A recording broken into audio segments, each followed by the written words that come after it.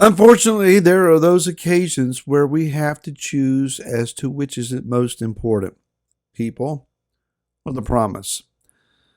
Hi, this is Barry Phelps with 10-Minute Torah, Day 3, the Torah portion of Lecha. Let's go to Bereshit of Genesis chapter 13, beginning reading with verse 8 down through verse 12.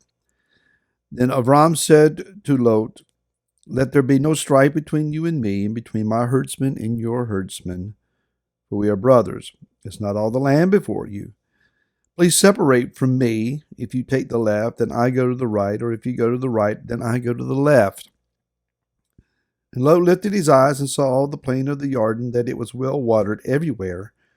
Before Yahweh destroyed Sodom and Gomorrah, like the garden of Yahweh, like the land of Mitzrayim as you go towards Sor. So Lot chose for himself all the plain of the Jordan, and Lot moved east.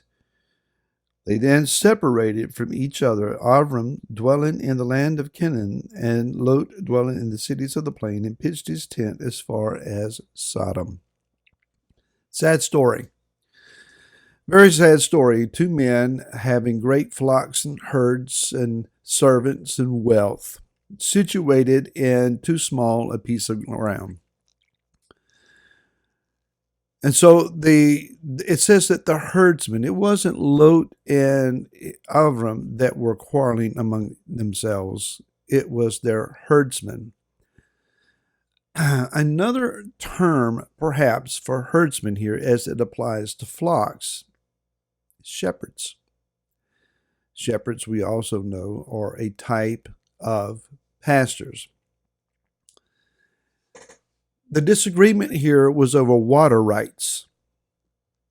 Who is to have access, or the best access, maybe even first access to the water? What are we talking about? Well, here, of course, it's the physical water that would take care of the animals.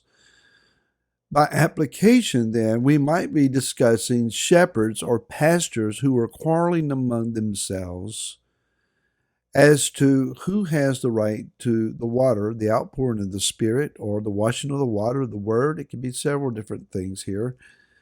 Another one might be, as Yeshua is revealed in the book of Revelation, is having the voice of many waters. So are we talking about the shepherds who claim that they have the valid, the authentic access to his voice, and that they're the ones who are speaking for him? Thereby, they're the ones who know where the water of life, where that well really is. So it's a lot of different spiritual applications, and I'll just let you take these and run with them and see what you can come up with. Nevertheless, the situation as it develops in this reading is that they obviously can't dwell together. Avram, being magnanimous here and very noble, does what is right. Lot, you choose. You decide which way you're going to go, and I'll turn 180 degrees and go in the opposite direction. And so Lot looks and sees the green, lush fields of the plain that were at that time in the valley or the plain of the Jordan down around Sodom and Gomorrah. And that's what he chose for himself. I want the best for me. He doesn't situate it to where, look, I'll take this half of this area and go that way. You take the other half and go the opposite way. No, I'll take all of this. Avram just simply turns and goes in the opposite direction. Something very telling here is, and then verse 12, that Avram was dwelling in the land of Canaan, where Yah had told him to go to begin with. This is where I want you. And Lot thought he had chosen the best place, the plains before Sodom and Gomorrah, which would, in near proximity of time, be completely destroyed, and he would end up with nothing.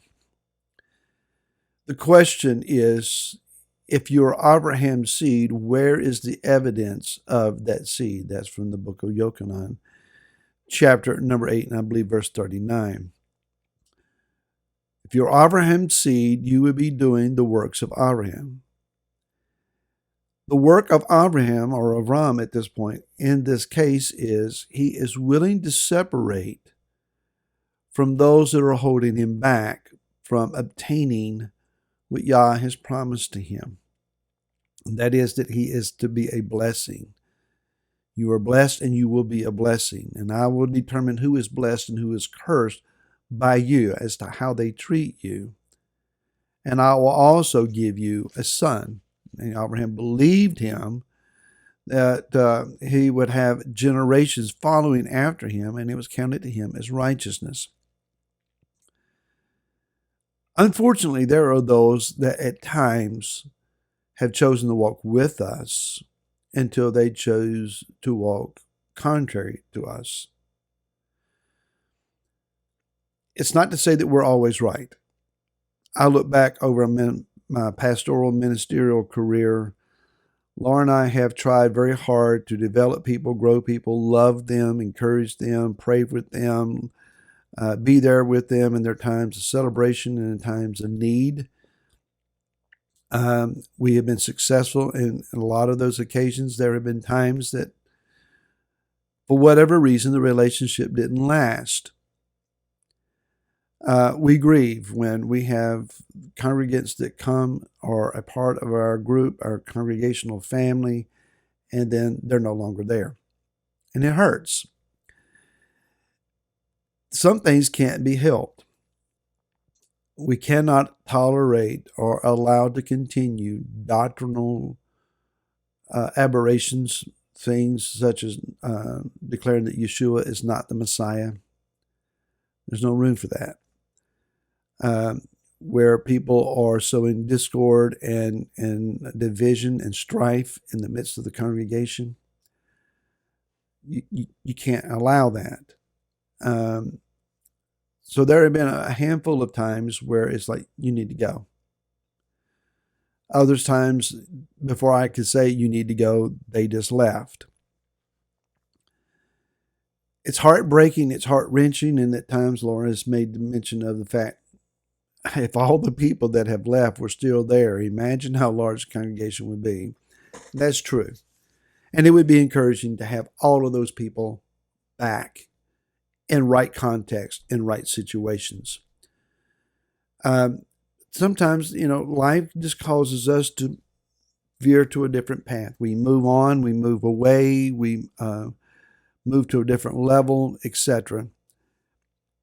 In this situation, while Avram was willing to let Lot go, it doesn't mean that emotionally it was without consequence. But, there's something interesting about Lot. His name is spelled in such a way, a lamed, a vet, and a tav, that the word means veil or covering. As long as Lot was with Avram, to some effect, he was a covering and a veil over Avram's eyes. Perhaps it was similar to the situation later on in the next generation between Yitzhak or Isaac and Esau, where he was blind to the way that his son really lived, and it held him back. There are those at times, this is not a broad application here. This very specifically, there are certain times that there are individuals who flatter, who promote, who present themselves in such a way that it causes your mind to shift away from what Yah would have it to be otherwise. And in that effect, they are a covering or a veil over your eyes. And you sense something's not right, it bugs you, it crawls on you, you can't put your finger on it. If you seek Yah in prayer, it may be that Yah is saying there needs to be a separation. You need to step away. You need to allow them to step away. And so there's been times of, Yah, you order my relationships. You choose who walks with us, who we walk with, and how we do so together. Thankfully, we seem to be beyond a season of that. May it continue. But for those hurtful heartbreaking moments. Sometimes Lot just needs to go to where Lot needs to go. May I give you discernment concerning that, and we'll see you again tomorrow. To then, shalom.